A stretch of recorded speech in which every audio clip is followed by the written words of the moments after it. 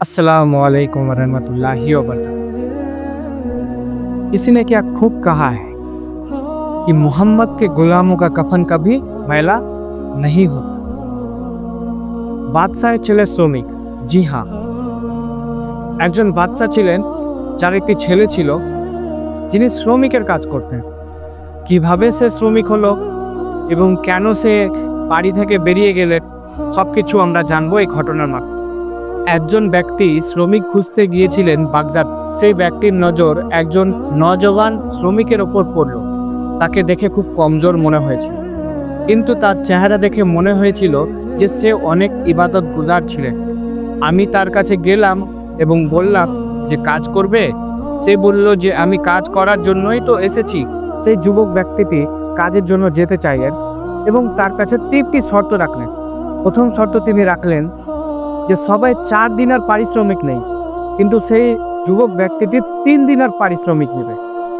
দ্বিতীয় শর্ত তিনি রাখলেন যখন আজান হয়ে যাবে তখন কিন্তু সেই যুবক ব্যক্তিটি আর কারো কথা শুনবে না, নামাজের জন্য বেরিয়ে যাবে। এবং তৃতীয় শর্তে তিনি রাখলেন যে হুজুর, আমি আপনার বাড়িতে কাজ করব ঠিকই, কিন্তু আমি আপনার কোনো প্রশ্নের উত্তর দেব না। সেই যুবক ব্যক্তিটাকে কাজ দেখিয়ে দিলেন এবং সে কাজ করতে লাগলো। একজন শ্রমিক সারা দিনে যতটা কাজ করে সেই নজওয়ান ব্যক্তি কিন্তু 2 ঘন্টায় সেই কাজ করে ফেললো। তার মধ্যে আজান হলো এবং সে নামাজের জন্য বেরিয়ে পড়ল। নামাজ থেকে এসে তাকে যখন কিছু খেতে বলা হলো তখন সে বলল যে সে রোজা রেখেছে, যদিও রমজান মাস ছিল না, সে নকল রোজা রেখেছিল।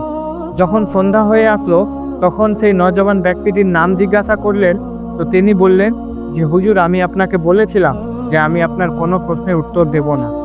অতঃপর সে বেরিয়ে পড়লেন। পরের দিন বাজারে গিয়ে আবার সেই শ্রমিকটির খোঁজ করতে লাগলেন সেই ব্যক্তিটি এবং তাকে পেলেন না। লোকেরা বলল যে সপ্তাহে সে একদিনই আসে।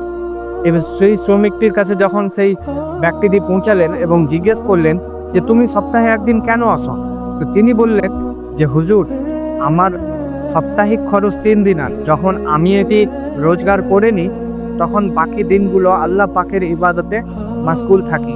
পরের সপ্তাহে সে ব্যক্তিটি সেই যুবককে দিয়ে কাজ করাবে বলেই সে অপেক্ষা করলেন এবং সেই ব্যক্তিটিকে নিতে আসলেন। সেই যুবক ব্যক্তিটি বললেন যে আমার শর্ত মনে আছে তো? সেই ব্যক্তিটি বললেন জি হ্যাঁ মনে আছে, এবার চলো। সেই যুবক ব্যক্তিটি 2-3 সপ্তাহ আসলেন। পরের সপ্তাহে আবার সে ব্যক্তিটি যুবকের উদ্দেশ্যে গেলেন এবং তাকে পেলেন না। লোককে জিজ্ঞাসা করলেন যে তাকে কোথায় পাওয়া যাবে। লোকেরা বললেন বাগদাদের কবরস্থানের পিছে। সেই ব্যক্তিটি তার কাছে গেলেন এবং যাওয়ার পর যখন যুবকটি দেখলেন যে তাকে নিতে এসছে, তো সেই যুবকটি বললেন হুজুর আপনি?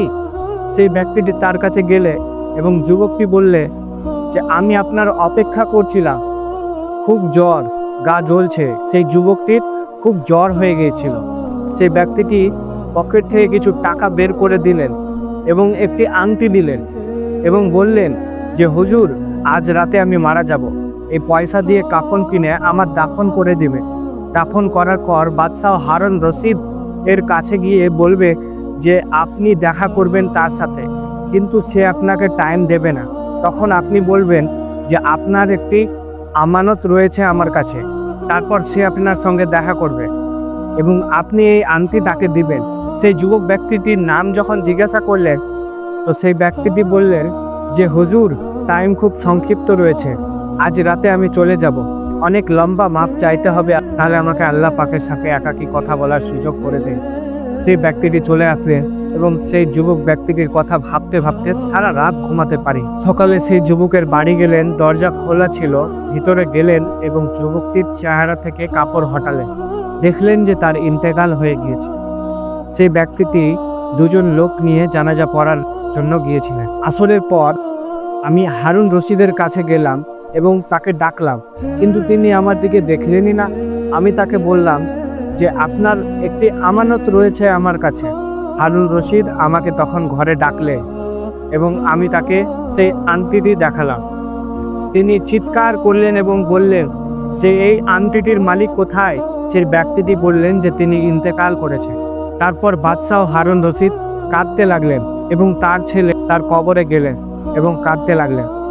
সেই ব্যক্তিটি বললেন যে আপনি কিছু বলছেন না, সেও কিছু বলে যায়নি, দয়া করে আমাকে বলবেন যে যিনি ইন্তেকাল করেছেন তিনি কে ছিল? হারুন রশিদ বললেন যে তিনি ছিল আমার ছেলে। সেই লোকটি অবাক হলেন এবং বললেন, আপনার ছেলে এবং শ্রমিক? হ্যাঁ, আমার ছেলে আমাকে অনেকবার আল্লাহ পাকের রাস্তায় আসার জন্য বুঝিয়েছিলেন। আমি তাকে বুঝিয়ে দিতাম, তার মা তাকে বুঝিয়ে দিত, কিন্তু সে কোনো মতেই মানত না। সে আমাকে বলতো যে আব্বাজান, অনেক দুনিয়া বানিয়ে নিয়েছেন, এত হিসাব আপনি আল্লাহ পাকের দরবারে দিতে পারবেন না, দয়া করে আল্লাহর রাস্তায় আসেন। তারপরে আমার ছেলে একদিন বললেন যে আপনার রাস্তা আলাদা এবং আমার রাস্তা আলাদা, এবং সে আমাকে ছেড়ে চলে গেলেন।